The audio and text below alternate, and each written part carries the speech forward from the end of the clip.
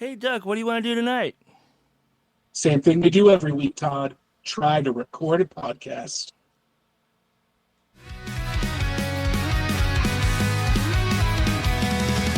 My brain's a rocket, can't sit still. Thoughts collide, they always spill. A million voices shout my name. Never boring, never tame. ADHD, we're running wild.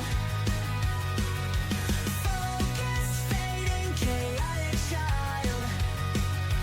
Turn the volume up, take a ride.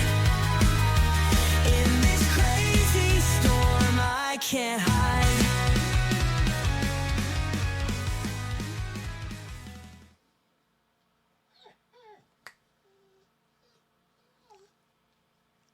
Did you not hear the music? I heard a little bit of the music. Okay. I wonder if it's doing that the thing with where it's Okay. muting Yeah. sounds. I don't know what's going on, dude. At this point it doesn't matter. Let's just go. It really doesn't matter. It is what it is. Hopefully everybody else heard the music. Oh, they And, did. They absolutely heard it. Yeah. Okay. Well, welcome to another episode of ADHP with Doug and Todd. I'm Doug. That's Todd. Yep. We got a little bit of technical hiccups here. There's always something new. Every week it's something different. So it's just a matter of what's going to happen, if it's going to happen. It's not actually if it's going to what, you know. It's just a roulette to see which one it's going to be. Right. So we're here recording live on Monday, June 9th, 2025, and it's Straight Pride. It's our Straight Pride episode. Yeah. And we're on camera for the first time in 9 episodes. So We're so proud of that. Now, of course, by Straight Pride, we just mean a couple of straight dudes talking about pride. Yeah.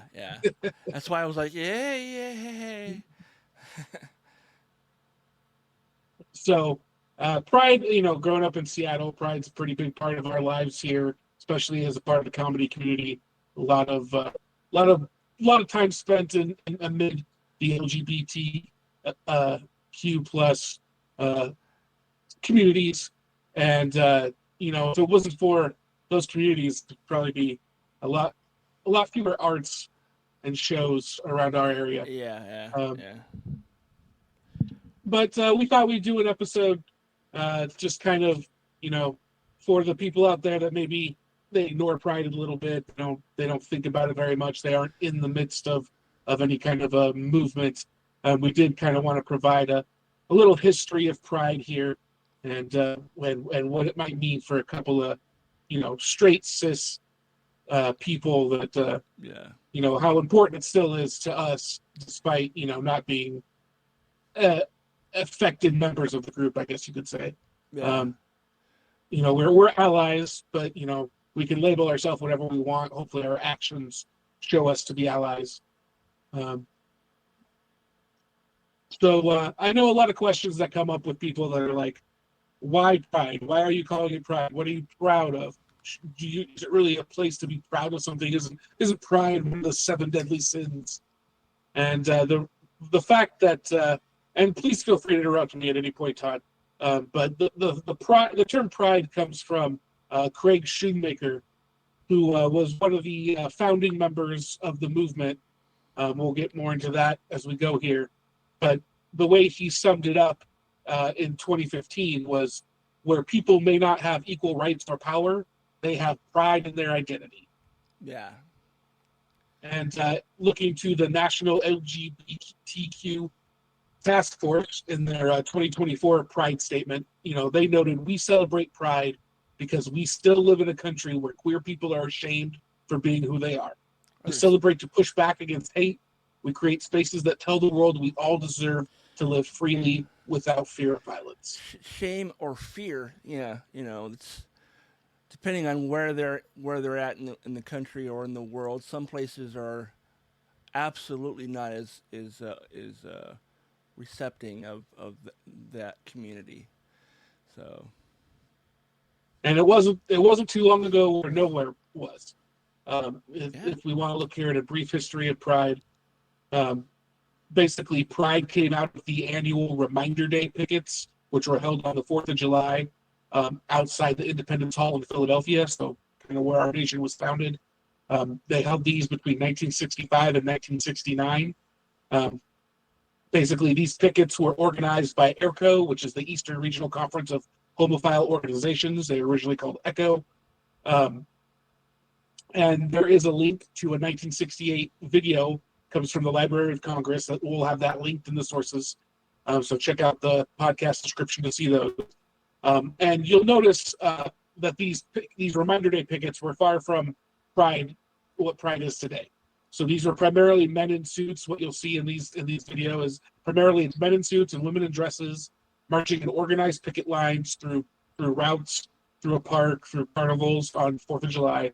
And they're just holding signs that call for rights and awareness and marking all the different ways in which homosexual men and women and transgender people were being held back at the time.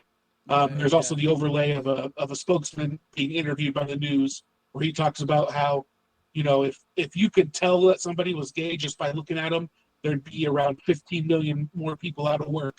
And that was in 1968. And so it was kind of just a way to show visibility, to say, hey, we are people here in your world. We're just trying to live a life.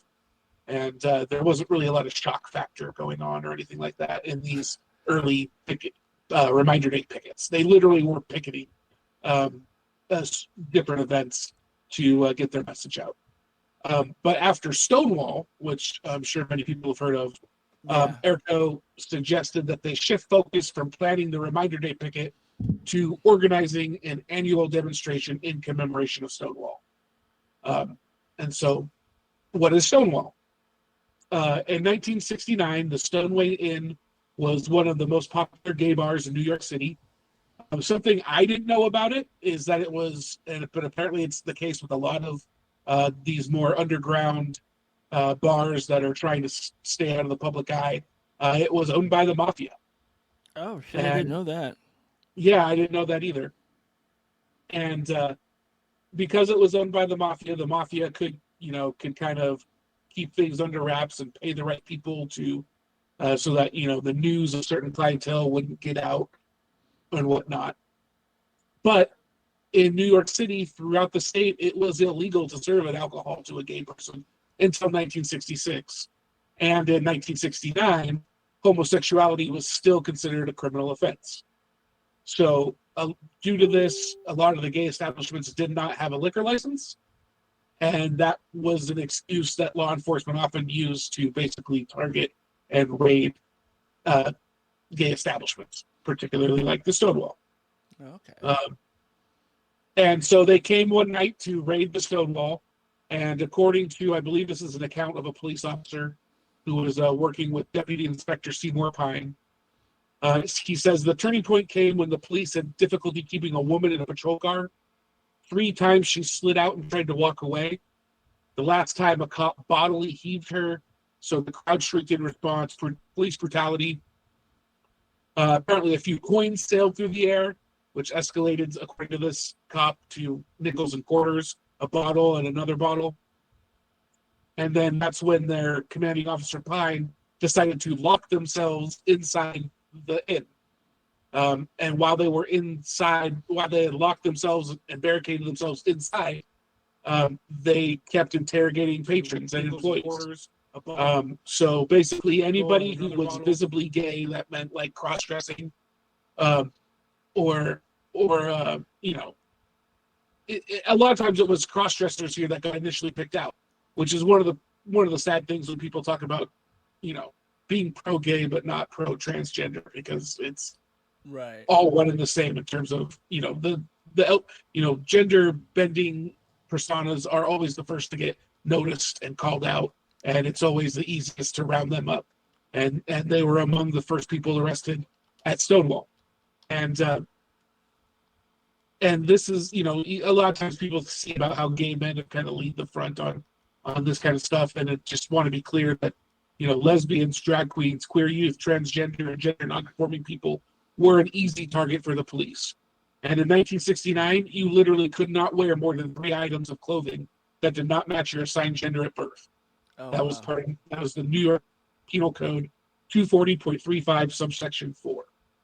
This is again coming from the Library of Congress. So I didn't know that either. That literally, like, I don't know how you enforce that constitutionally, but like literally you could not wear more than 3 items that did not match your assigned gender, which is like, how do you decide what matches what?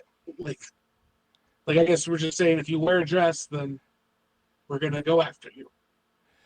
Yeah, which is funny considering how a lot of the things that are considered feminine now, originally when they first were created, were made for men, like high heels. Yeah, and that even that I didn't know about, though. I mean, it's not surprising considering that, men have so long directed our world, and Yeah. women are lucky that there's I anything mean, left over for them, it right? was like royals, people in the upper crust and whatever else you want to call it. Wanted to appear taller, and They wanted to appear taller. They wanted, and oh yeah, and makeup and wigs were a guy thing too back then. oh yeah, Think of like the even at the founding of our country. yeah. And after this uprising here at Stonewall, basically it spread quickly throughout the city. By that evening, thousands of protesters had gathered at the Stonewall and in surrounding areas. The protest continued into the next week, with another outbreak of intense fighting occurring on the following Wednesday. So the protest at the end lasted effectively for 6 days. Thousands of activists came to the end to show their support for the LGBTQIA plus community, and used the movement to highlight the need for change. News of the riots reached coast to coast. And so this is the Stonewall event where 5 months later, during the ERCO conference in Philadelphia, activists proposed an annual march to commemorate the Stonewall riots. It would not be the organization's routine vigil of silence with men in jackets and ties and women in dresses. It was approved by ERCO, and it started as the Christopher Street Liberation Day Umbrella Committee, which met at the Oscar Wilde Bookshop on Christopher Street, and they planned the events for New York City. So the original Pride event was the Christopher Street Liberation Day. And so on June 28th, 1970, a sizable number of attendees made the 51-block-long walk from west of 6th Avenue at Waverly Place in Greenwich Village to Sheep's Meadow in Central Park. There were no floats, no music or dancing during the march itself. It was a clear political statement. And then at the end, where the protests and celebrations began, they held what they referred to as a gay-in. That was in New York. There's also 3 other cities that were participating in this major remembrance at the anniversary of Stonewall. So in Chicago on the day before, 150 people marched from Washington Square Park to the Civic Center in a similar fashion. That march was organized by the Gay Liberation Movement. In Los Angeles, people gathered on Hollywood Boulevard, organized by the Christopher Street West Association. The city requested $1.5 million in permit fees. The ACLU, which is the American Civil Liberties Union, stepped in to make sure that was the last of the excessive fees. So again, they tried to punish the people putting on these events by charging exorbitant permit fees. But thankfully, we do have an organization like the ACLU, which steps in these kind of situations. Yeah. You might not always agree with what the ACLU does, but it's good to support them. If you can be a member and put a little cash their way, they absolutely step up when we need it most. They were incredibly active during the first Trump term. They're still incredibly active now. The ACLU is really a backbone of having this kind of legislation, and it just makes it harder to do this kind of stuff in this day and age, because now the ACLU is going to step up if anything major like this were to be done again. Right. And it was with charging a group so much in permit fees just because you don't like what they're supporting. And then finally in San Francisco, there was a gay-in was held at Golden Gate Park on June 28th after a march down from the Polk Street. 2 years later, the Christopher Street West Parade, commonly known as Pride Parade, would grow to more than the estimated 15,000 guests and was held on Market Street.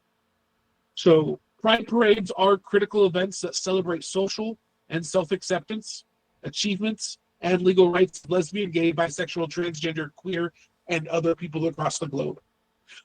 Excuse me. Where it began in 4 American cities, it has grown exponentially.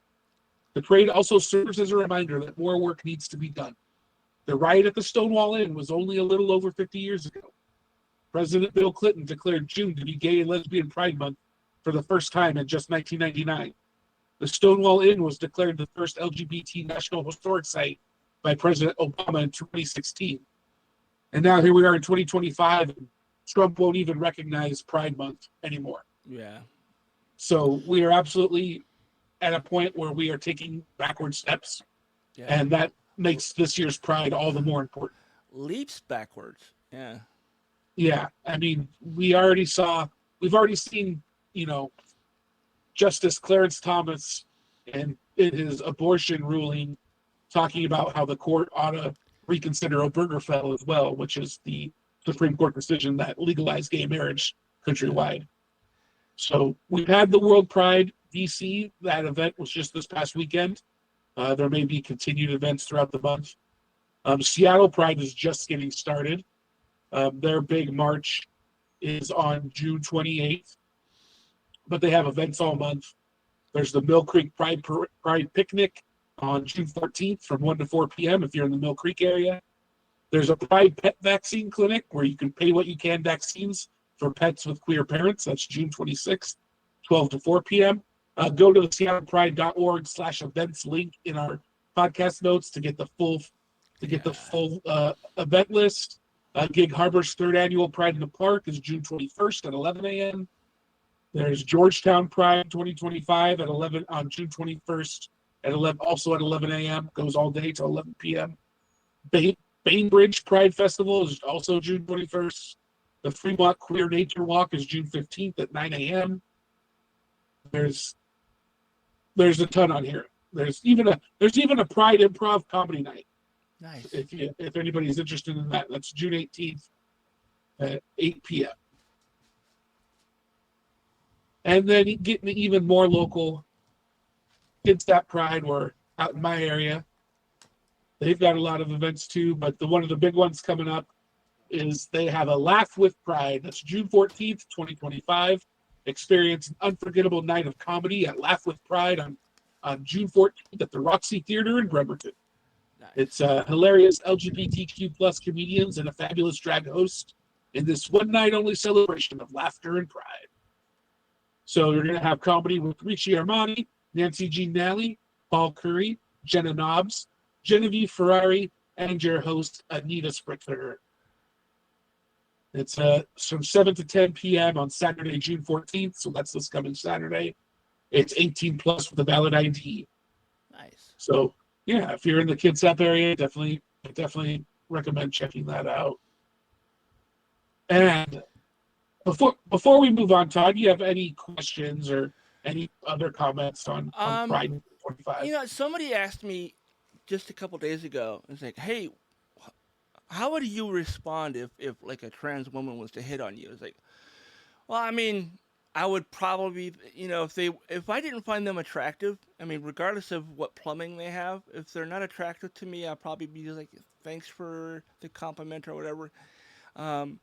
But honestly, I never really thought about it. It's not like I go out of my way thinking, I wonder if this person would be into me or anything like that. And it's like, and he goes, well, what about, and I'm like, honestly, dude, I never thought about it. I mean, I've never really had that kind of conversation with a trans woman before, and I don't really know what they have going on, if they've had the bottom surgery or not, or whatever.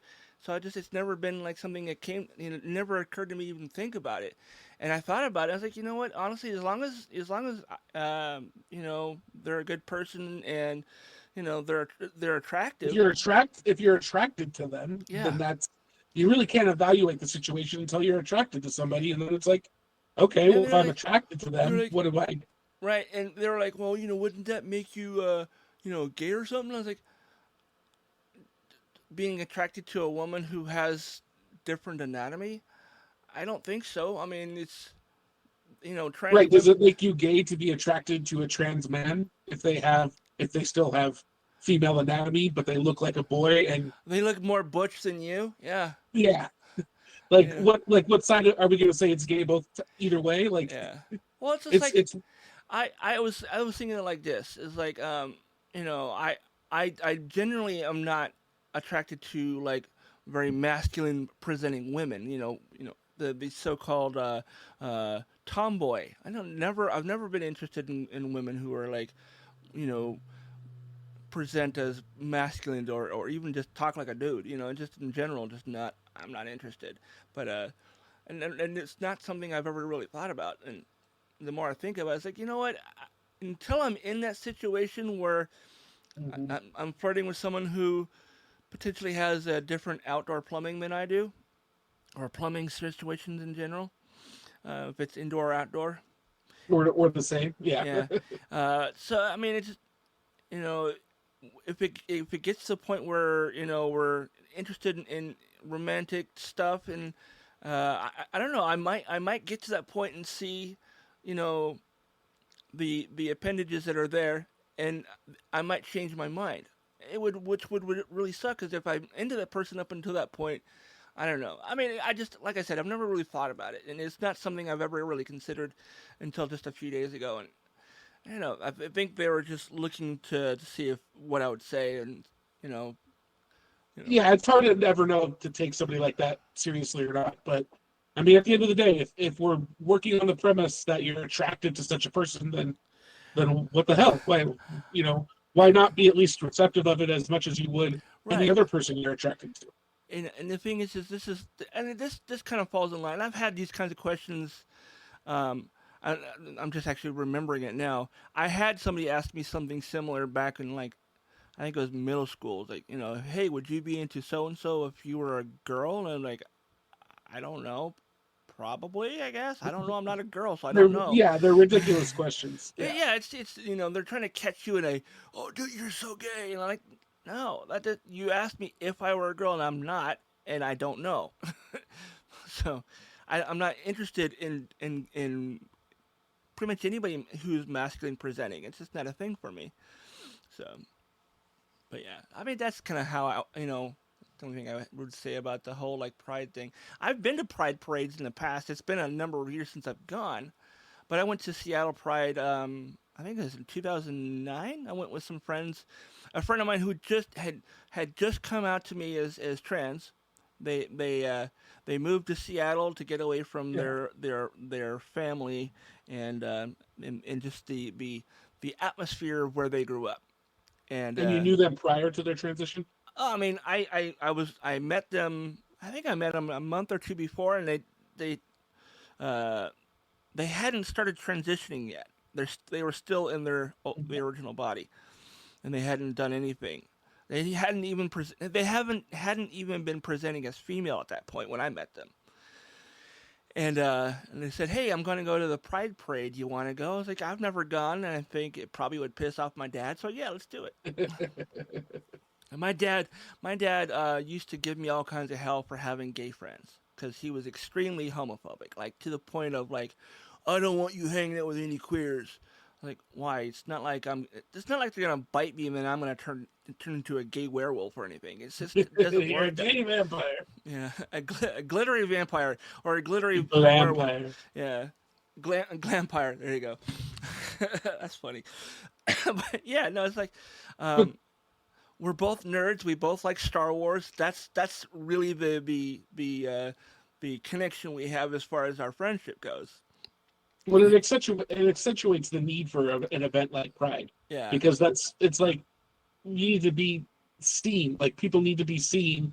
It's like, hey, yeah, these are my friends. Like, yeah, that's one of the things that's most important to me, especially when it comes to like why I get so upset that the anti-transgender movement in so many ways is just the anti-gay agenda yeah. repackaging itself after having already lost the argument, Right. trying to weasel its way back in to get its way in some format. You know what But really boggles my mind is when you see queer people, gay people in general, who are like talking shit about trans. Like, they're not with fortunately, I us. don't see that too often. I mean, But that would be heartbreaking. I have not seen anybody like that in the Pacific Northwest. The person I saw that was talking like this, I guess, was from like Florida somewhere, and they were like, They were like very flamboyant. They had makeup on their face.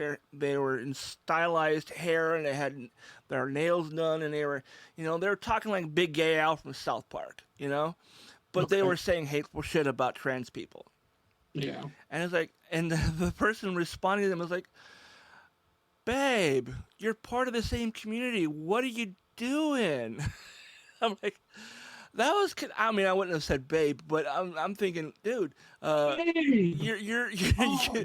you're part of the same community. Why are you shitting on this other person? Because, and and the sheer number of people I've seen like with the whole bathroom thing, the whole public bathroom thing, freaking out, that trans women are going into bathrooms, protecting my little girl.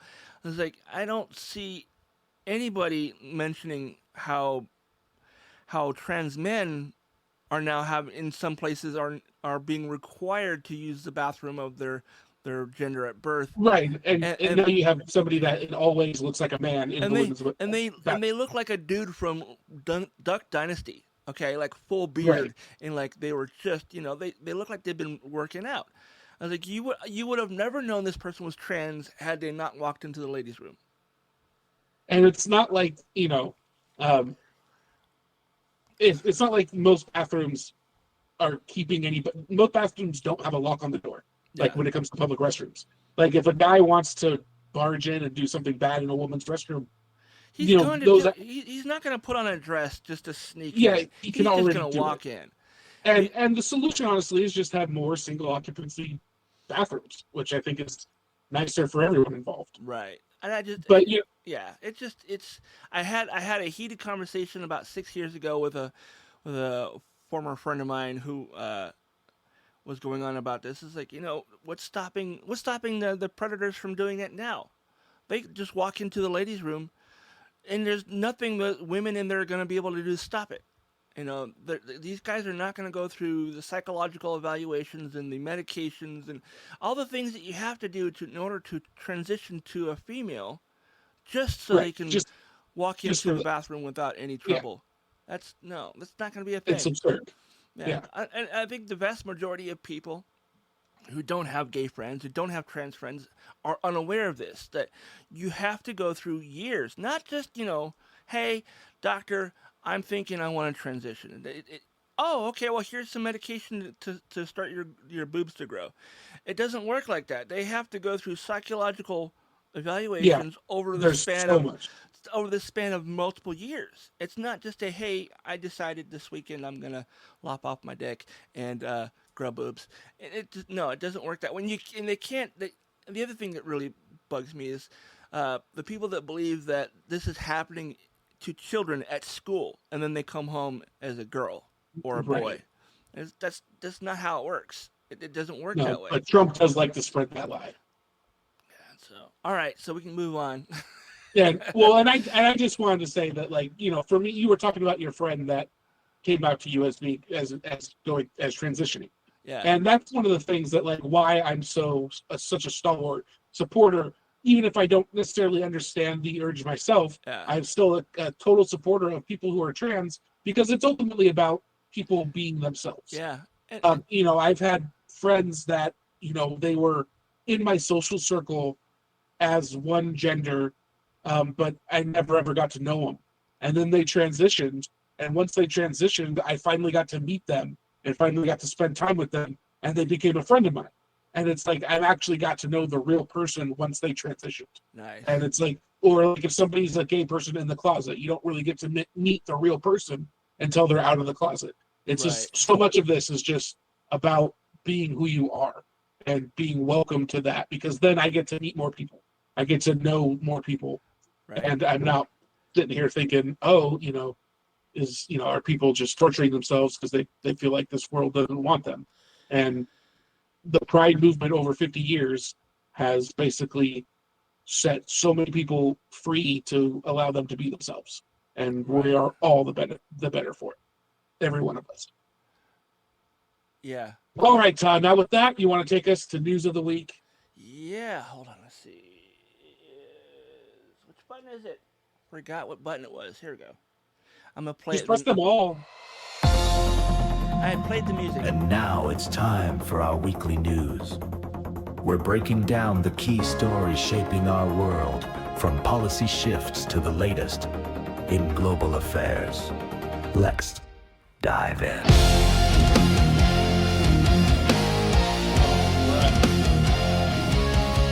News of the week. So we got just a few stories here. Basically, not much happened this past week, right? Not a whole lot of news to talk about.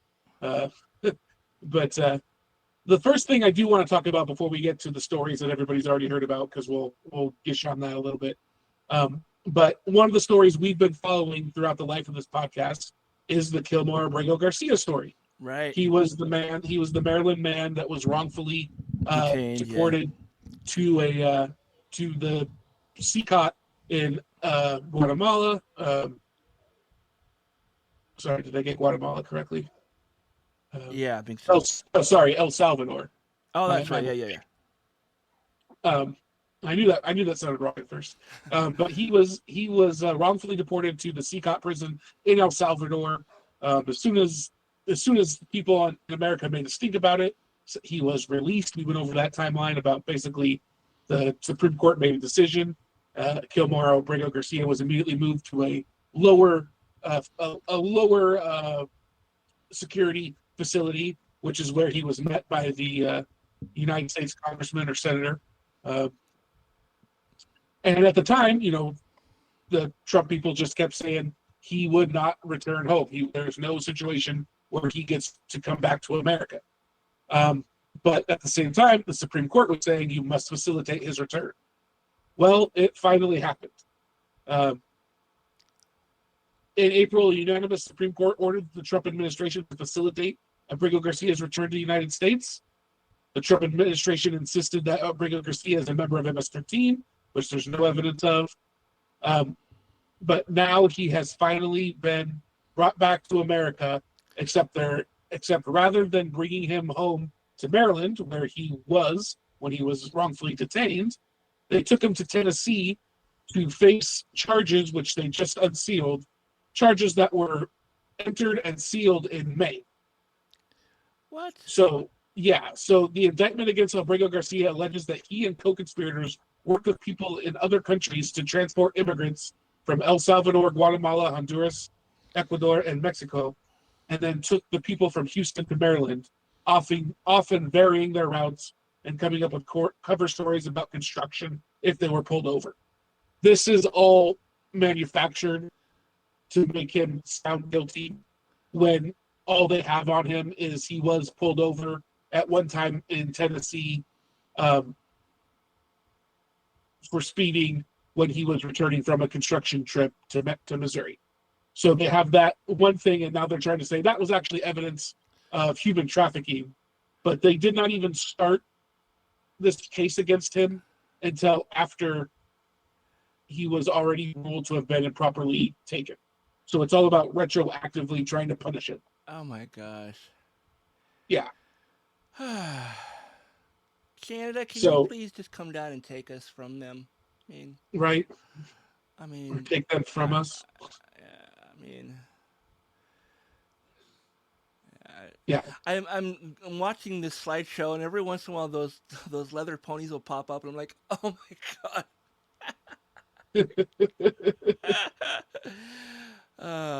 The thing is because of the circle of friends I have that are part of this community, the Pride community, some of them are a part of another community of BDSM and leathers and domination, all that kind of stuff. I have friends that are a part of both of those communities, so every time I see those, it reminds me of a couple different friends. And in the late 90s, early 2000s, I was invited to a play party where people would, like Google Play? No. No, play parties are when people get chained up and the implements of torture. I guess you could call it torture. I mean, to the average person, it's torture. To these people, it's fun. Getting spanked and they getting flogged and all that kind of stuff. And I went to this because my friend's like, "Hey, you should come. You should check this out. This is what we do on the weekends." I'm like, "Okay, I'm down. I'm open-minded. I'm and a lot curious as to what this really entails because the things you hear about and the things you see in the media, like movies and stuff, are not what happens in real life." Um, the only thing I really remember from that night was hearing somebody say, "You hit like a bitch" is not a good safe word. And then I heard some very heavy chains rattling. And I'm like, oh my God. I don't know what's going on. I don't really want to see what's going on. I've heard enough. I'm good. And same night, same place. Somebody else was like, hey, this dude is into cigars and getting put out on him. You want to come and watch? I'm like, what is he getting? Where's this cigar getting put out? It's like on the head of his. I'm like, what? He's like, yeah, he uses that he lets other people use it as an ashtray. I'm like, no, I'm good. I mean, the visuals I'm already putting in my head are sufficiently traumatizing. I don't really need to see this in real time. Yeah, no kink shaming, but it's not for everybody. It's not for me. That's a hard no for me. Just being present and being a witness. I don't want to be a witness. I don't need to see something like that. And I mean, and the pony play is not something I've ever witnessed in person, but I've been sent a number of videos over the years from these friends. Like, check this out. I'm like, you're gonna end up with a federal investigation wanting to know who these people are. yeah. Well, I mean, this also happened like 10 plus years ago, so I don't know if there's a statute of limitation for any of this kind of thing, but if there's anything, I don't think this kind of thing is even illegal in this state, so it doesn't really matter. But yeah, like, I went to a handful of events after that, and after a while I just stopped going just because it wasn't your thing. It wasn't my thing, and I was there more or less just to hang out with my friends. I was socializing with my friends who really were into it, and because of my exposure to that, I did date a woman that was into that kind of thing, and privately things would happen, but it was never something that I went out of my way to seek out. So, but you can say that you didn't hide from it, you didn't shun from it, you checked it out. Did it squib me a little bit? Yeah. I mean, I got a little weirded out, but I wasn't like, oh my God, this is so fucking weird, and ran out like a madman. But I kind of wanted to at one point. But it's what two consenting adults do behind closed doors is their business. And speaking of consenting adults, one of the things that the Abrego Garcia case really wanted to highlight is that the government's been saying that they didn't have the ability to bring Garcia back, but as soon as they had this lawsuit ready to unseal, suddenly the government had a convenient ability to return Abrego Garcia for a press conference, unveiling his indictment, which puts a lie to its previously feigned powerlessness to comply with the court's injunction, which is what Abrego Garcia's attorney said in reference to Pam Bondi's announcement on Friday afternoon that Abrego Garcia was back in the United States. A Justice Department official, when contacted for comment, referred ABC News to Deputy Attorney General Todd Blanche's statement on Friday that he believed the Maryland case was now moot. There's a big difference between what the state of play was before the indictment and after the indictment, Blanche said. And so the reason why he is back and was returned was because of an arrest warrant, which was presented to the government and in El Salvador. So there's a big difference there as far as whether it makes the ongoing litigation in Maryland moot. They say they would think so, but the Abrego Garcia's lawyer's point is that the judge's ruling was that he needs to be returned and processes need to go as if he was never removed. So the fact that they took him to Tennessee instead of back to Maryland is itself a problem. Yeah. And the fact that they're only pulling they're only filing this indictment against him because of it only happened in May after everything had already gone wrong. So we're going to keep paying attention to this, but more than likely, well, I don't know what's likely in this case, but I would certainly hope that he'll be able to beat these charges, since they are so obviously trumped up, pun intended. Trumped up. Sorry. And then in the more fun news this week, Trump and Musk have broken up. I'm sure anybody listening to this already is aware. But yeah, your favorite power couple is on the splits. Musk is no longer, he's become persona non grata at the White House. Yeah. And now Trump and Musk are hate tweeting each other, including Musk talking about that the reason the Epstein files haven't been released are because Trump is in them. Yep. We'll go figure. We're like, yeah, and water is wet and the world is round. Yeah, and that's part of the problem is it doesn't seem to really be hurting Trump at all because everybody just assumes he's in there anyways, and that's already baked into the news. Yeah. I think we just lost the one flat earther that listens to us. Oh no, did we have one of those? No, I'm kidding. What have you seen from this breakup, Todd? I think it's I've seen a lot of people think that it's staged. I don't know if it is. I don't think it is. But I think it's hilarious.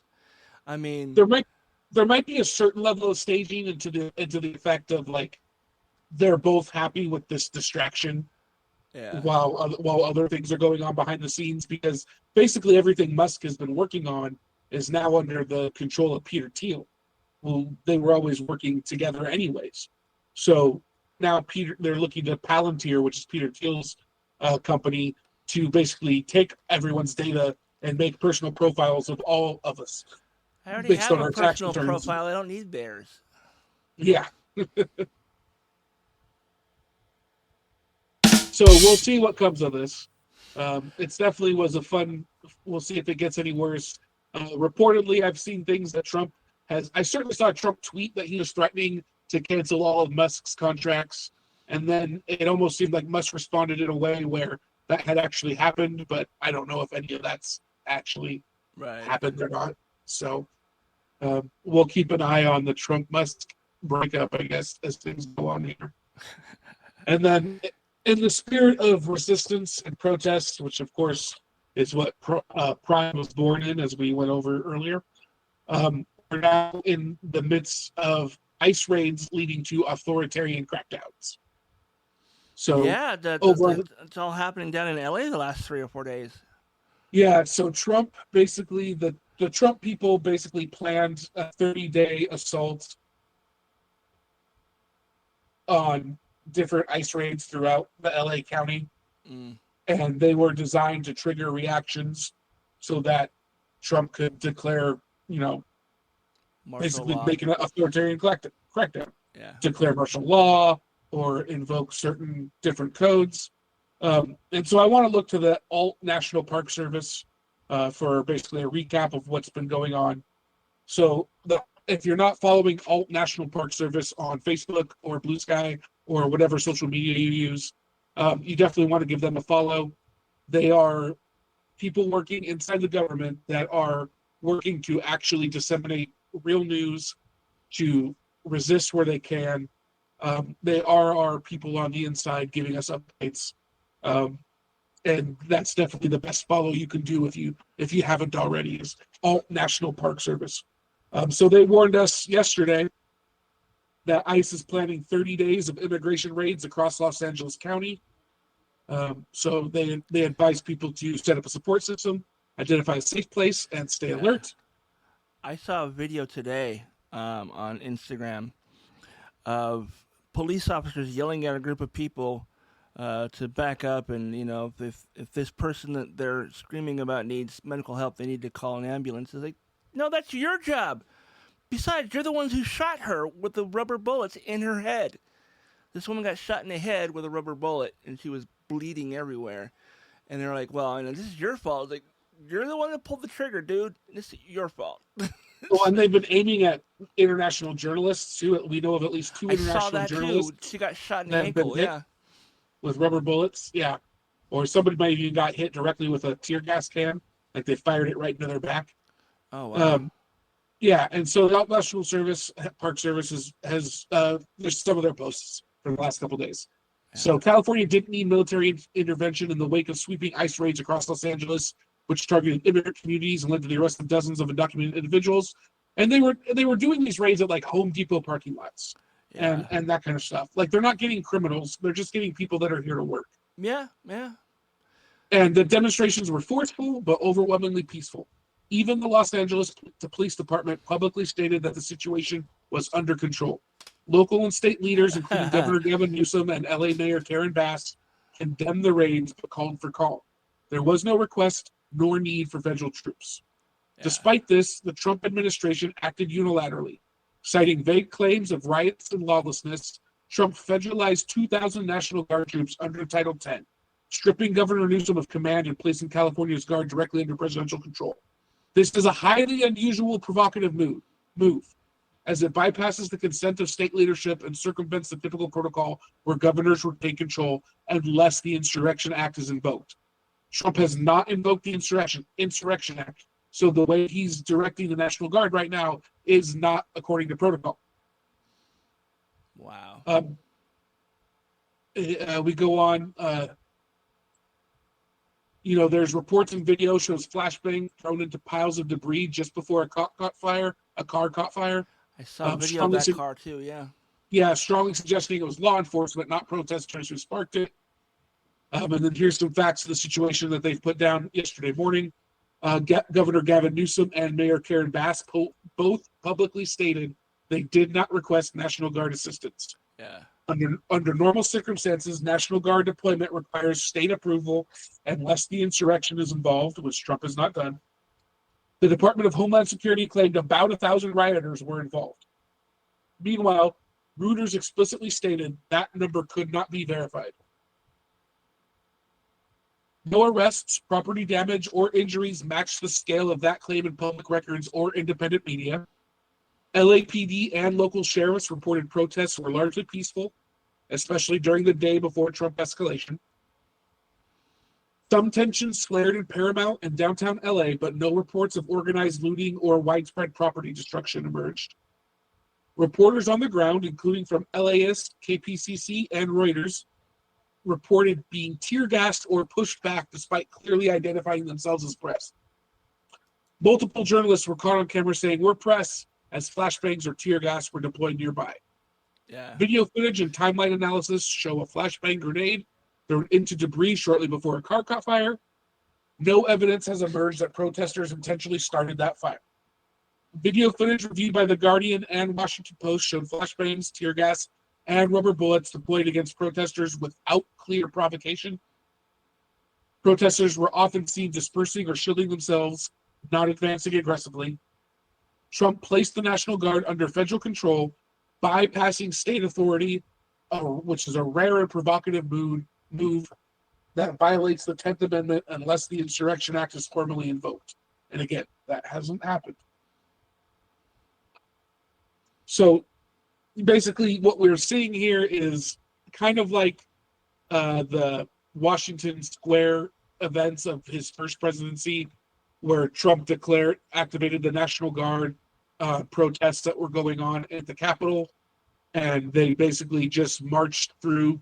Trump decided he would march through the protests so that the National Guard had to clear out his way, and that was where he had the upside down Bible for that photo op. Oh yeah.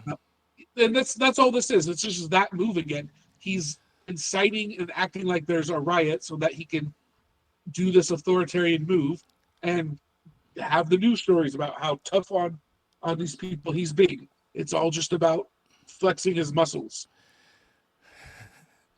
Muscle. He got no muscle.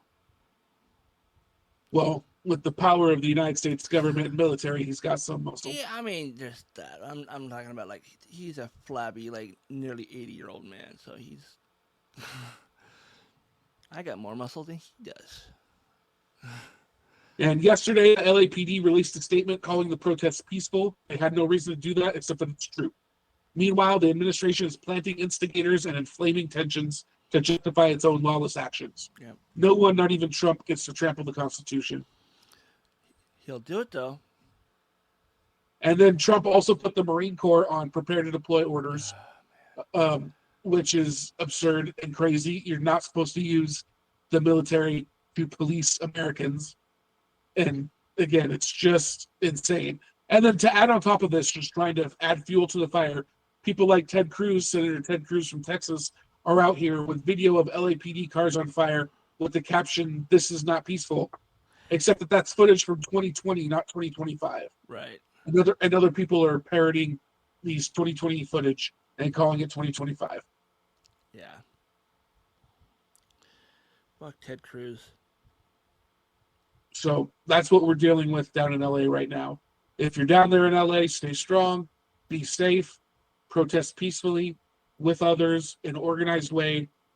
Join your local indivisible group or other organization groups. We always provide 3 links for things you can do in our podcast notes. Those are always the first 3 links in this right before the sources. So we'll have those 3 in the group again. Just a reminder what I'm talking about.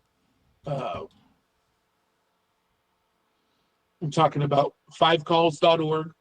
So that gets you to call your congressman or your senator and challenges you to make 5 calls on a variety of topics you can choose from. Just pick any 5 and make a call on them. And then mobilize.us, that's what I use to register for protests. And that also got me hooked up with an email list where they have regular meetings to go over safety, make sure that we have people there providing water, make sure that we have people there addressing safety concerns and how to de-escalate. Basically, they offer some de-escalation training. And then we even have a Google Doc that we link to that we got from another YouTuber, which are some actions that are not protesting or voting, just some other things you can do to be politically engaged. And again, those will be the first 3 links offered in our show description. And with that, Todd, unless you have any other thoughts on the ice raids, you can take us to Let's Geek. All right.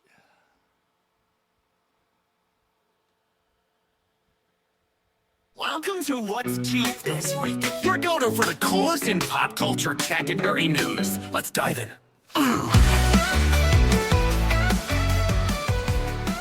All right. So, yeah, I found a bunch of stories late last night when I couldn't sleep because I don't do well in the heat, and it's been getting warm here in Washington State lately. So I've been up until it's cool enough for me to fall asleep. The first story I came up with here is they're looking for the guitar from Back to the Future. It disappeared at some point during production of the movie, and they are looking for it. And this video has like Michael J. Fox and Huey Lewis and Christopher Lloyd and I can't remember her name off the top of my head, the woman who played Lorraine. But either way, the cast of the movie is in this video saying, hey, it's been 40 years since the movie came out, and we're trying to find this guitar. Maybe it got packed up in a Teamsters vehicle by mistake, or it was not labeled correctly when packing things away. They're trying to find it. So I thought that was an interesting story. It's on Nerdist.com. Let's see here. Continue without support. Yeah, I don't want to undo the pop-up ads or the blocker. It says here, 40 years ago, Michael J. Fox made a cinema history when he shredded his Gibson ES 345 guitar in 1955 Hill Valley in Back to the Future. He couldn't have known it at all time of the filming, but that scene would help make his Marty McFly one of the most iconic movie characters of all time. Sadly, that cherry red guitar went missing not long after and has remained so. Now, via Entertainment Weekly, we've learned about an upcoming documentary called Lost to the Future, and it's all about the search for Marty's missing guitar, where he played Johnny B. Good for stunned teens at the Enchanted Under the Sea dance. You can watch the teaser below, and it has that teaser that I was talking about. I didn't realize, after reading it, I realized it's a documentary. I'm looking forward to seeing the documentary now, but yeah, I mean, it's cool that they're putting their feelers out there to try to find it, because I know other pop culture things that have been missing for decades in the last 6 or 7 years have come up, being found. Like somebody found in the last 4 or 5 years the ruby slippers from the Wizard of Oz. They went missing sometime in the 50s, I think. And somebody recently in the last few years have found them, and they're on display, I guess, back where they were stolen from, at the museum in Kansas, I think.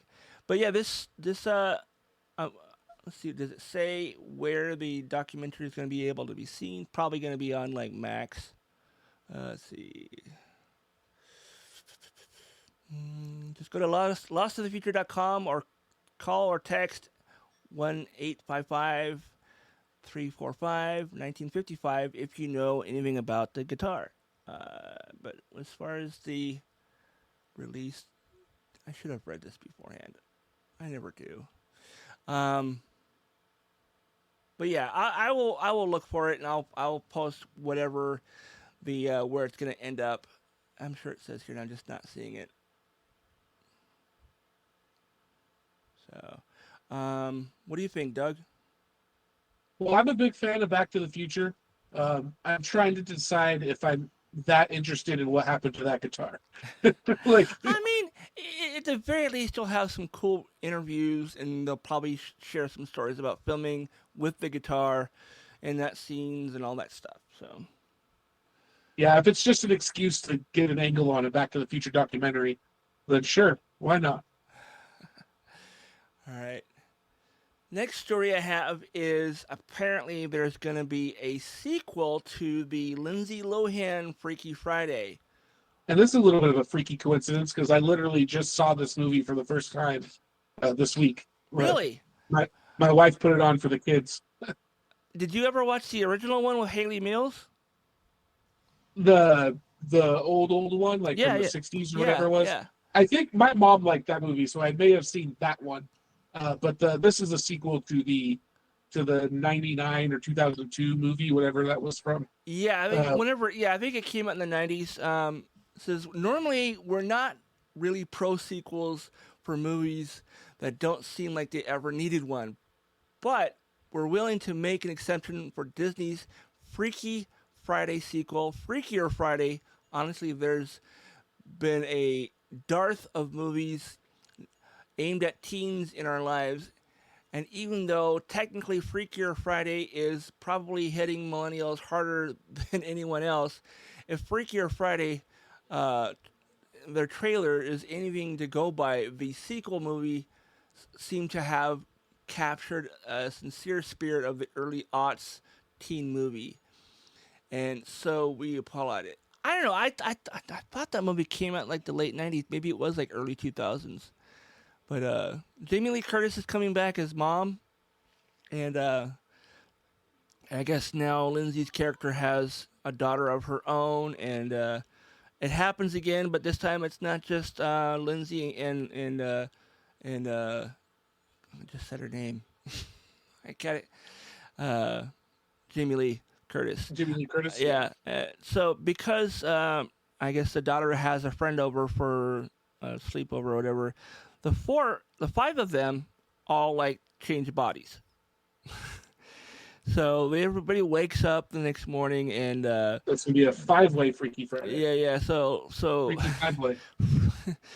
oh man, That may have been at one of your play parties. Insert some Diddy jokes in here, but yeah. So it's more people, and it's between the mom, the daughter, and the grandmother, and the daughter and the granddaughter's bestie or whatever, and yeah. So I mean, it will certainly, I think it will be better than the musical they came out with like 3 years ago. There was a musical version of Freaky Friday that I watched because I liked the original movie from the 60s, and I kind of enjoyed the remake in the early aughts. But the musical was, it almost felt like it was, when you see a project and then they want to they want to make it fun or lively or whatever, and so they add in a song or two. And like, it's not necessary to make it a musical. So, but I'm curious about this. I'm sure it will probably go straight to like Disney Plus if it's not going to be in theaters. I don't know. I think I'd be into watching it at least to start off with. I don't know if I'll watch the entire thing if it ends up being as bad as the musical.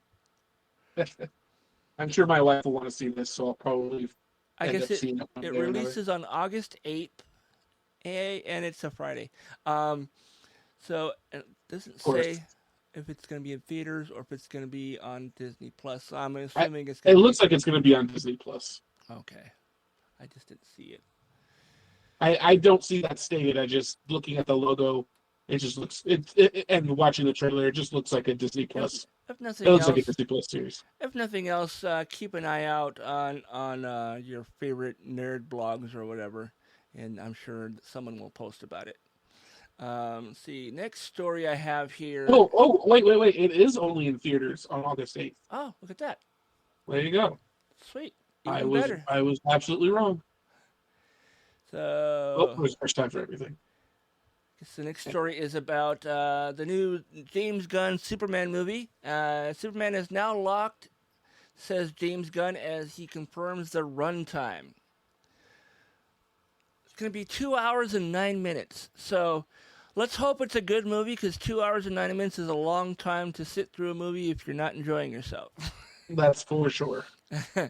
I have no preconceived notions of what this movie is going to be like. I'm just going to go in and expect to see Superman fly and possibly pick things up over his head and, maybe, bend things with his bare hands. That kind of stuff. That's the kind of things I'm expecting to see. I'm not expecting, like, Oscar-worthy performances, because it is, after all, a superhero movie. And honestly, I don't know if any of the in the last decade, if any of those movies got any awards for anything other than special effects. The Superman, no, I think Batman wins all the awards. Yeah, I think I think the last one to win any awards was probably Donner's Superman back in the 70s. Yeah, I don't know. Early 80s. But I know I'm excited for a James Gunn movie.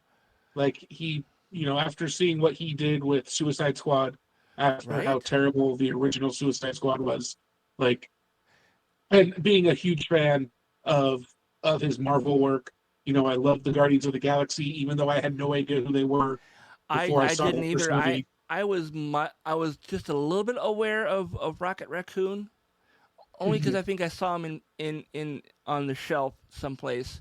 And I think I was maybe mildly aware of Groot. Beyond that, I didn't know who any of those other people were. Yeah, I had no idea about any of them. And they became, volumes 1 and 2 are two of my favorite Marvel movies of all time. Volume 3 is also great. The parts of Infinity War that James Gunn wrote and directed are my favorite parts of Infinity War. Right. Like, he's definitely, it's a big blow to Marvel. Like, that's my thing, is I'm more hurt that he's out of Marvel movies than I am excited for him making DC movies, just because I'm a Marvel guy. I don't really care about DC that much. I'm looking forward but to he got seeing me to care about the Suicide Squad, so can he get me to care about Superman? I'm looking forward to seeing what he does with the DC universe, because knowing he is a fan of comic books in general, and specifically Batman and Superman, I think, I'm looking forward to seeing his fan take. And, him being a fantastic writer and director, how he handles those storylines. I'm grateful that he's not going to be doing any origin stories on people we've already seen their origins multiple times already. I'm grateful of that, because I know that one friend of mine, George, he was like, I don't want to see any more Spider-Man, because I've already seen all the other ones, and every single one of them has the Uncle Ben storyline and the, getting bit by a spider story. I don't care. Let's go on with other things that we know that Spider-Man has done that we have not seen on camera. And I was like, wow, I never thought of it like that. But yeah, I mean, the Andrew Garfield version of Spider-Man the spider sequence where he gets bit really kind of triggered me because I'm arachnophobic, and he was in a room was just covered in spiders, and it fucking freaked me out. I actually had to close my eyes for a few minutes and say, "Are the spiders gone yet?" And they're like, "Yeah, you're good." It sounds like a nightmare I've had once. And he goes, "How is it you're afraid of spiders, but Spider-Man is one of your favorite superheroes?" I was like, "Because he's not a bug, and he doesn't bite He's people. a man. He doesn't bite people. If he was going around biting people like a fucking vampire as Spider-Man, I would probably not like him." Did we talk about the Netflix Adam Sandler movie Spaceman? Did we talk about that yet? I don't know if we talked about it on the podcast On or the not. I know I think I talked to somebody about it recently. It might have been you. I haven't seen it. I haven't watched the entire thing because I saw a screenshot of the giant spider, and I'm like, no, I don't need to see this. I really don't. Well, that's the thing is, I had no idea. There's nothing about it that would make you think that there's a giant spider in it, especially if you just pull it up on Netflix and read the description. And I put it on to see if it was something that my wife and I might want to watch one night. Yeah. And it's Adam Sandler, but in a serious role. I always like it when a comic silly guy plays a serious role. They usually do some of the best work of their careers. Right? I mean, Robin Williams did some of his best work when he was doing dramas. Yeah. Yeah, and I've liked Adam Sandler in some serious roles before.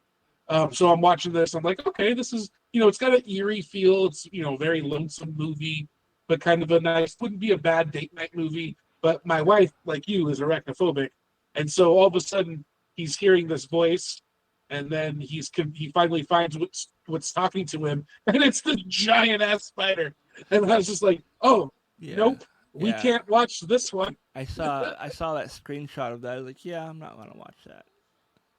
Either I saw a screenshot of it, or I did try to watch it, and I got as far as seeing the silhouette of the spider thing, and I'm like, yeah, no, I'm not going to watch this, and turned it off. And the whole rest of the movie is just him having this relationship with the spider, and oh man, it's weird. I stopped watching after a while. Once I knew I wasn't going to watch it with my wife, my speed ran out pretty quick. I don't really care to see this. I started watching reviews for it to see if it would be worth continuing, and everything was like, not really. Here's the synopsis of what happens. Like, they didn't really hate on it. If you want to go watch it and you're into spiders, you might enjoy it. But yeah. I mean, no. So it's a movie about a man losing his wife but gaining a spider. Yeah, that's exciting. And here's a transition for you guys. The new MCU Spider-Man movie, Brand New Day, rumor teases that the actress Nicole Kidman may be up for a role of a villain. The rumor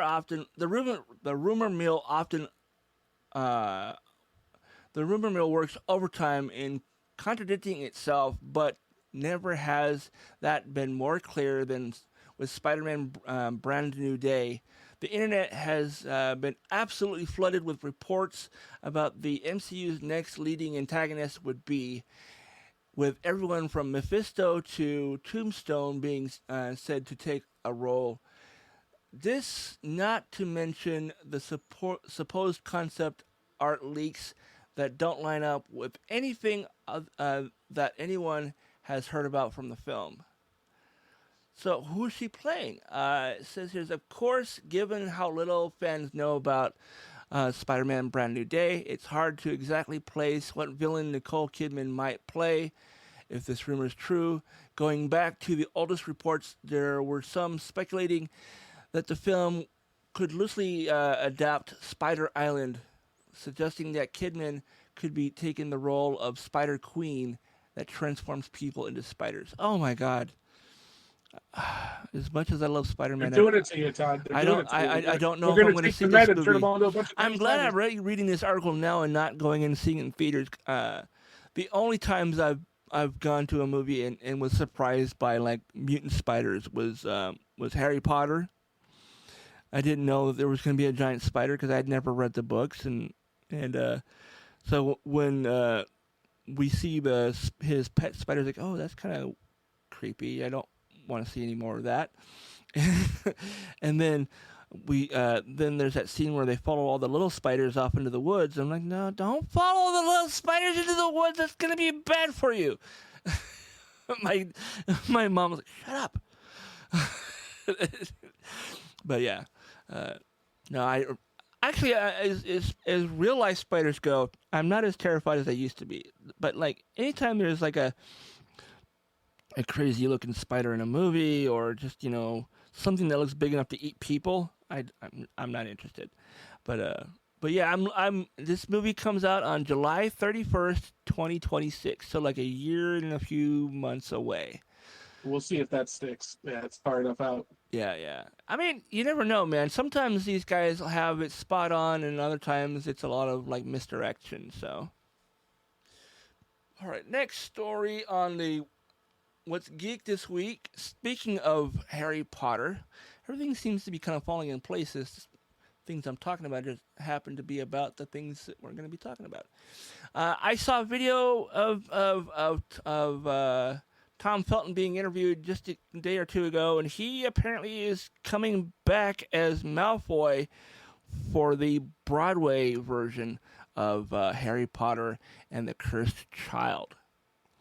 And he says he's looking forward to playing Malfoy again as an adult. And there's photos of him in full Malfoy costume as I would imagine, 30-something-year-old guy now. He's got to be in his 30s or late 20s by now. But, see, does it say how old he is? I've long forgotten how time works. Oh, man. I'm going to be 40 this year, and that just doesn't even seem possible. So it says, Broadway production of Harry Potter and the Cursed Child has cast Tom Felton as Draco Malfoy. HarryPotterThePlay.com has all the information on dates, with Felton appearing from November 11th to March 22nd in 2026 at New York's Lyric Theater. Harry Potter and the Cursed Child takes place 19 years after the events of the original series. Tom Felton would be the first Harry Potter actor to make an appearance in the Broadway play. Draco Malfoy, along with Harry, Ron, and Hermione, are now adults who have sent their children off to attend Hogwarts Academy.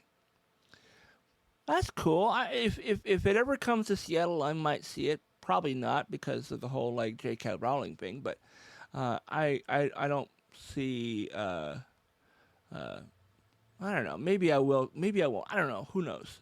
It's interesting either way that they're making it into a play. And they're also, I would be more interested in seeing like if they did like a flashback episode of the new TV series where you see the original actors playing the adult versions of the characters from the TV show. I'd be interested in seeing that. Not that will ever happen, but I'd be interested. All right, I think that is it for the Geek This Week stuff, isn't it? That's it, right? That is it for the Geek This Week. So should probably move on to That's Some Weird Shit, right? Welcome to That's Some Weird Shit, where we dig up the craziest, quirkiest stories that make you go, what the heck just happened? Buckle up, it's about to get weird. All right, so As if things haven't been weird enough already this episode. right? I mean, I've had some. It's sometimes it's hard to pick what category to put these stories in. Sometimes they could go into news. Sometimes they can go into geek. Sometimes they can go on all three. But the first one here is there's a website that is trying. Hold on, let me pull it up. Want to own a drive-in? New website launches to find next generation of drive-in theater owners. As cool as that would be to have a drive-in, I would be more interested in just finding one that's not like an hour and a half, 2 hours away. Because there's like two of them out on the peninsula. There's one up near Port Townsend, and there's one that's south of where you live.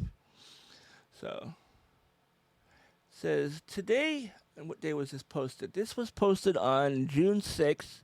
Today is National Drive-In Movie Day, which makes it the absolute perfect day to celebrate the launch of drive-in-movies-near-me.com, a brand new website created by drive-in owners that dedicate to finding and fostering the next generation of drive-in theater owners.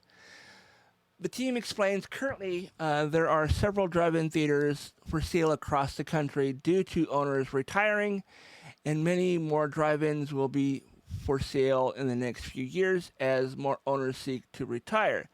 We wish to maintain these locations as drive-ins And to that end, we are hoping to raise awareness for those who are interested in drive-in ownership. If I had the kind of money that would require to owning that kind of business, I would absolutely be down for running a drive-in. Because then, I would be playing nothing but science fiction and fantasy and animated movies. No anime though. I do love living close to a drive-in theater. It's awesome to get to go to that with my family You know, multiple times every summer, and it's cheaper than the actual theater. it's funny. I lived in North Kitsap for 5 years, and I never went up. I drove up to Port Townsend one day just because I wanted to get out of the house, and Port Townsend was always a cool place to go visit. And that's when I discovered they had one up there. I didn't know there was one up there, and I was like, oh, I should come back and see a movie. And just with how poor I was, it was gonna take having gas and money for a ticket, and being able to be wide awake that time of night. And at that point, I don't think I had gotten my CPAP machine yet, so I was randomly falling asleep in movies as it was. So I didn't want to have to drive 40 minutes one way to watch a movie after dusk and to fall asleep halfway through or in the first 10 minutes of the movie, and then wake up and everybody's already gone. or Right. wake up having someone knocking on my windows to wake me up. So you gotta leave now. So I don't know. I think it'd be cool if we brought them back. I would love to see them open new drive-in places across the country, and not just like keep the ones that are currently open alive. But I would like to see new ones being made. Yeah, it's going to be tough just because I don't know what they take so much land, and most of them have failed over the years. But I'm definitely interested in what we can do to bring them back. Yeah. All right, next story. I found this one on unexplainedmysteries.com. I was digging through my Feedly list trying to find some weird stories. I even did a Google search for Florida man just to see if I could find something interesting that we haven't already talked about. And this one came up, and it says, why have carnivorous plants never grown big enough to eat humans? So why haven't we ever seen an Audrey 2? Is what they're asking. So it says here, some plants have evolved the ability to trap and consume small animals, but their size has always been very limited. Anyone who's ever watched Little Shop of Horrors, nice, I didn't even, read that far ahead, and I kind of figured they already mentioned it, would be familiar with the concept of a plant that's large enough to gobble up human victims. But in the real world, even the largest carnivorous plant is only capable of trapping and consuming small animals such as lizards and frogs. There are many mechanisms used by these plants to trap their prey, ranging from sticky leaves to leaves of the Cape sundew plant to the famous trap-like leaves of the Venus flytrap. So why is it that plants large enough to trap and consume human-sized animals have never emerged, even though carnivorous plants have existed for millions of years? The only reason why neither the energy nor structural requirements necessary to trap something that large are actually possible with plants physiological that word. Furthermore, many carnivorous plants catch live prey to help compensate for the fact that they tend to live in the swamps and other places with nutrient-poor soil. So, okay. Scaling up to catch humans would require far more nutrients than they would ever have access to. On top of this, there's no real evolutionary pressure for these plants to grow to enormous sizes. Catching small animals and insects is sufficient for their needs, and resources required to grow larger would outweigh the benefit that such a size would offer. In other words, we won't be seeing people being eaten by giant carnivorous plants anytime soon, which is good because that would absolutely keep me out of the South. You're telling me, not that we don't already have plenty of reasons to stay. I mean, out of there's the South. already plenty of reasons to stay, out of there, with people out there just being Yeah. All right, next story. All right, next one. Florida man sues Disney World over permanent catastrophic injuries from water park ride. Of course, it's Florida. I mean, says here Eugene Strickland is seeking 50 grand in damages against the theme park giant in a lawsuit filed on May 29th in Orange County, Florida. Those damages stem from the physical and mental injuries Strickland claimed he suffered while riding the downhill Double Dipper, or the Triple D, at Disney's Blizzard Beach water park on July 31st, 21.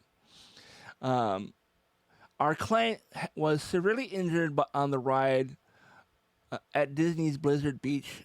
John Morgan, founder of personal injury law firm Morgan & Morgan, which is representing Strickland, and attorney Alberto Olivieri, I don't know, said statements shared with CBS Watch Money. He has filed a lawsuit alleging that it was the defendant's lax safety measures and oversight that contributed to those injuries. We are pursuing justice for him and working to hold Disney accountable for their alleged negligence.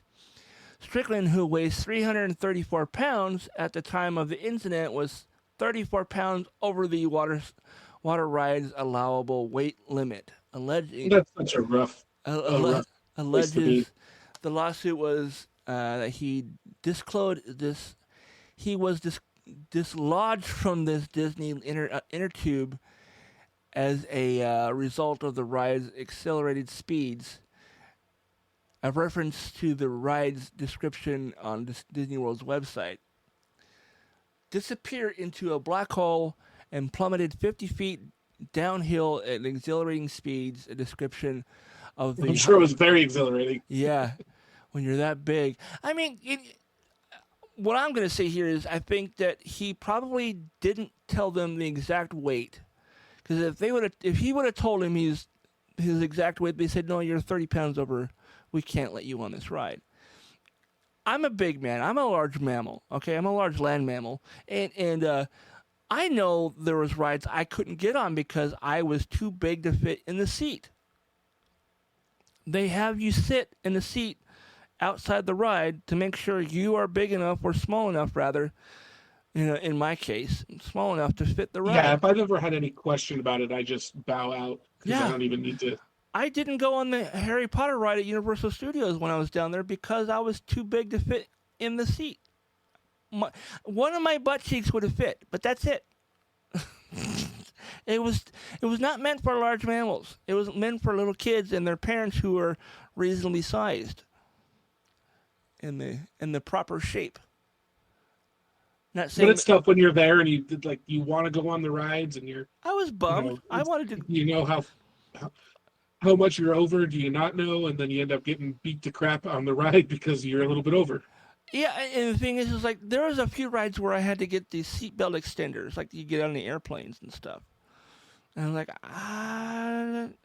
And the one that really scared the hell out of me, because I thought for sure it was going to come loose and I was going to end up painting the inside of the ride, was the Guardians of the Galaxy ride, which was the former Tower of Terror. And if you don't have that belt nice and tight, when it drops, you lift off your seat to whatever length that you have your seatbelt. So if you have it not tight enough, you lift off your seat enough that it causes your intestines to kind of come up into the back of your throat. And it scared the hell out of me because I thought for sure I was going to fall out. And then luckily for me, after that first time I did that, I realized, okay, the seatbelt is holding and I'm okay. Let's hope that if it does this a couple more times, it will continue to hold. And I got through that ride, and I didn't want to do it again because I don't know if I was going to be able to get. I don't think I was able to get it any tighter than I had it. Is the thing.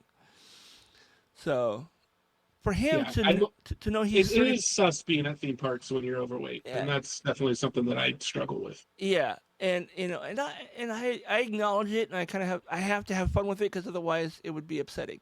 Um, so he knew he was 34 pounds over, and he did not tell them, and so he's yeah. It says here, after becoming separated from his inner tube, Strickland landed forcibly on the slide's plastic surface, causing him to sustain serious bodily injury, such as disability, scarring, and disfigurement. The lawsuit states other alleged injuries include mental anguish and the loss of capacity for the enjoyment of life. So That's incredibly depressing statement, isn't it? Just those words in that order, just the loss of capacity yeah, to that enjoy just life. to me that sounds like lawyer speak for we want you to pay for him fuck arounding and finding out.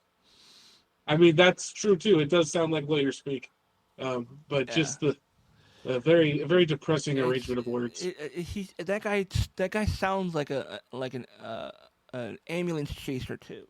So, all right, next story. Um, so I don't remember if we mentioned this a few weeks back, but I remember seeing this about a month ago, and I didn't think about it until open. Here we go. So this guy, he lives out in Norway. He wakes up to a 440-foot ship right next to his house, and Oh, right. We may have talked about this. I think we probably did now that I'm thinking about it. But I'm just seeing the image of the size of the guy's house and the image of the size of the boat. It's a normal sized house, but it's not a giant house. It's not like a 3-level. It's a modest home. It's But not like a probably tiny got home. 1 or 2 bedrooms. Okay, it's not a huge house, but sitting next to this boat, it looks like a shed. It looks like it looks like a building you would put your lawnmower in next to this boat. The boat is massive. Can you imagine like waking up next and seeing that when you go out to get in your car? No, the mail's here. I went to get the mail, and We just got a letter. he just got a letter. Oh, dude. And it's actually a full shipping container, a ship full of shipping containers. So it wasn't a blank sailing. It was an actual. They actually had some stuff to Oh yeah, and transport. it was a massive boat. Yeah. All right. Well, considering I think we have talked about this, we don't need to talk anymore about it. But let me get back to the other story. There's other one. There's actually a couple links here. They're not exactly the same thing, but it's the same type of people. I think is kind of why I linked them together. The first one is an Associated Press photo of some reborn mothers. And if you're not familiar with what reborns are, they're basically really nice, expensive dolls that look like real babies. When you see them from a distance, it looks like they're holding a newborn or like a toddler, depending on what model you get.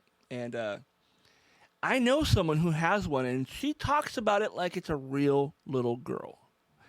And I saw this. I'm like, there's a convention for people that like these things. Okay. I mean, no, I'm not shaming anybody in this, but it's really fucking weird. Dozens of fans of the hyper-realistic baby dolls known as reborns gathered in Villa Lobos Park in Sao Paulo for the 10th annual meetup. The figures are often used for grief therapy or parenting practice. I mean, that makes it sound less weird. These ones are a lot more realistic than the first. I looked at the Facebook link first. Yeah, no, and the Facebook. This is a big difference. The Facebook one, they look like homemade dolls. Scarecrows. Yeah, they look like scarecrows. Is what they look like. Yeah, but I'm looking at it like this. If they're using it for like therapy, okay, I get it. But if it's just like, oh, I always wanted a baby and I can't have a baby, so I'm gonna buy one of these instead and treat it like a real baby. And it's one thing to like have a doll and have appreciation for your toys, but it's another thing entirely, I think, if you like legitimately treat it and talk to it like it's a real person. The one from the Facebook video, yeah, they are hand sewn. This woman created a family. She made a husband and children. I think 3 or 4 children, right? I saw at least 3. Yeah, and She looks like she takes them to the pool. She has a marriage ceremony with actual people in the audience. oh my god, She mean, does everything with them, takes them out to dinner. I mean, I guess if this is working for you, I guess. But I it mean, is- it's- I don't, it's- I, it's- and I really don't want to shame anybody for this because it sounds like it's more for like therapy and stuff. So, if it's helping you work through grief, then cool. I would much rather see someone do this than have them make more permanent changes in their life or lack thereof. yeah, it's better this than self-harm or anything else. Exactly. Like that. That's what I was trying to find a way to saying it without being like graphic about it. All right, and the last story I have here, and I think we talked about this guy on his when he left Oregon, but apparently he made it to Hawaii. The guy who quit his job to sail from Oregon to Honolulu with his cat. He made it to Hawaii. That's really cool. Can you imagine, like, just you and your pet? Nobody else helping you, like, navigate the ocean. This is an Oregon man who quit his job at a tire company and liquidated his retirement savings to set sail for Hawaii with his cat Phoenix. Reached his destination Saturday, welcomed by cheering fans at the end of a week-long journey that he documented for his mass of followers on social media. Yeah, it says he quit his job with no money and no plan and $10,000 of debt. But it also goes on to say that he has 1 million TikTok followers and 1.7 on Instagram. I mean, having that large of a following, you do make money with your videos. So Yeah, and he just has to come up with stuff to do. So basically what he did is he decided he was ready to go pro on TikTok. yeah. I'm a full-time TikToker. I mean, if you figured out your niche, and you know that people are gonna watch your stuff, then go for it, man. I haven't been able to figure out how to get more than 300 or 400 views. I have on occasion have posted videos of me reacting to things that have gone viral, over 26K in views, and I gained a bunch of followers through those, but that was years ago, and I haven't really done anything really since then. A lot of those Maybe that's what we need to do is more reaction stuff on here. yeah, I mean, it wouldn't be a bad idea, I suppose. And it was the video that I posted was a guy had built himself some Mandalorian armor, but his twist on the armor was that it was styled after the DeLorean car. So DeLorean. And so like the chest plate had the flux capacitor in it, and the Mandalorian helmet, the bucket, had the gull-wing doors on it. And you just had to run to 88 miles per hour and you could go back in time. yeah, and I posted it going, this is really cool, and I had to because at the time of me posting that video, you could not go back and edit your post and change the description. So I made sure that people knew that was not me, that was not my costume. I found the video, and I wanted to do like a kind of like, wow, this is really cool. Check this guy out. This is fucking awesome. This is what you do when you have like disposable income and you have more than one fandom that you like. So you wanted to do a mashup, and when I found the guy was actually on TikTok, I promptly like tagged him in the comments and said, "Hey, I posted this video of you. Your costume is really, really cool." And yeah, he liked and reshared it and stuff. But yeah, that was like I think in 2022 that I posted that, and I haven't had another one that blew up that much, because when you have a video that goes viral, it's like your phone just starts. It's almost like your phone malfunctions. All of a sudden, your phone's like bing, bing, bing, bing, bing, bing, bing, ping like a you know. What are these notifications? Yeah, it's all notifications. It's like bing, bing, bing, bing, bing, It's bing, usually bing, dead bing, bing, silent. bing, bing, and I end up having to like mute the. With my phone, I can mute the apps so I don't get notifications. But yeah, TV is so popular. yeah, and they don't have natively in the software. You can't like say turn off notifications on this post like you can with like everything else. But more specifically Facebook. But yeah, no, that's cool. I'm happy to see he made it because I think the last time I heard someone like trying to like sail across the ocean by themselves, they didn't quite make it. So, Yeah, he said the scariest point of the trip came when a rudder failed. oh no, Uh, yeah, but he said he was seeing dolphins and whales and calm Pacific waters. Being in the middle of the ocean, it was completely glass in every direction. Was an absurd feeling. He said that does sound pretty sick. that sounds really amazing, actually. And I think that is all for the stories. But I put one more link at the bottom there, and I went ahead and put us on Podchaser. Yeah, Podchaser.com/ADHP pod is what the URL should be. I don't know why I got cut off there. And that Podchaser is essentially like a IMDb for podcasts. So if you want to find out if somebody's been on another podcast or what shows they've done, you would find it on here. And so I'll need to figure out how to get Doug a profile on there because he doesn't have any public facing social media to link it to. not really. I mean, we could use my Blue Sky. Yeah, except for they don't have a thing on there for like Blue Sky. It's like Facebook, Instagram, and like X. Fair enough. But if you want to help us go viral, you can do it through Podchaser. You can also remember to like and make comments on the stream if you're watching on YouTube.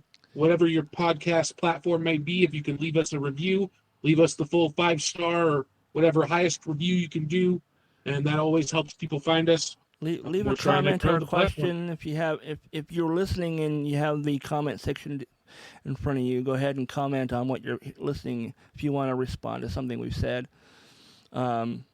Just know. Yeah, we'll respond next week. Yeah, I'll respond on the podcast. I might even reply on YouTube or on Instagram or not Instagram on Spotify because I think I gave you access to it too. You should be able to do it as well. But yeah, I'll respond to them on those sites as well. But I will say this: if we get any trolls, there's only going to be so much trolling that I'll be able to manage before I start blocking people. So don't be a dick. I mean, that's all there is to it.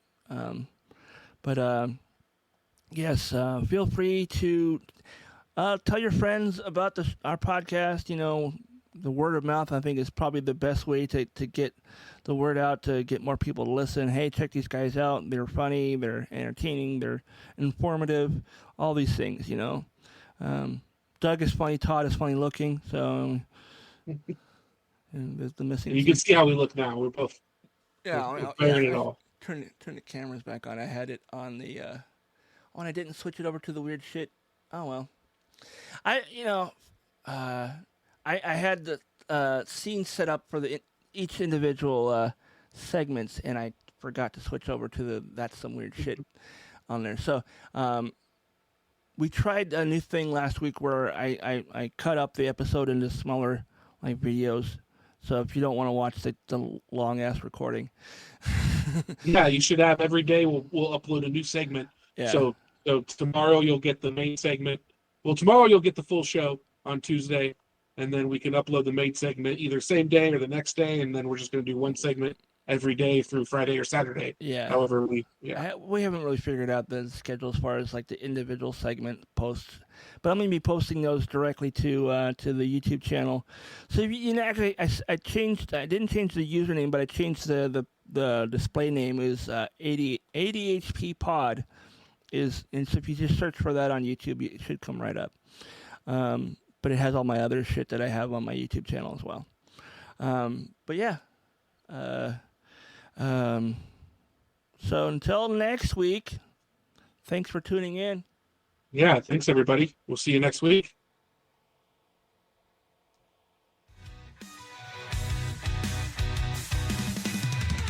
Forget the rules, I'll make my own. Zigzag thoughts I've overgrown. Chasing sparks in every lane. Don't try to fix what fuels this flame. ADHD, we're running wild. Focus, fading, chaotic child. Turn the volume up, take a ride. In this crazy storm, I can't hide.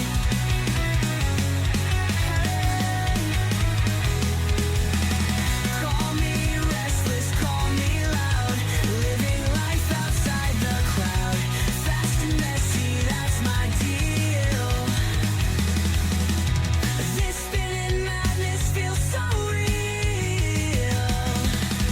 ADHD, we're running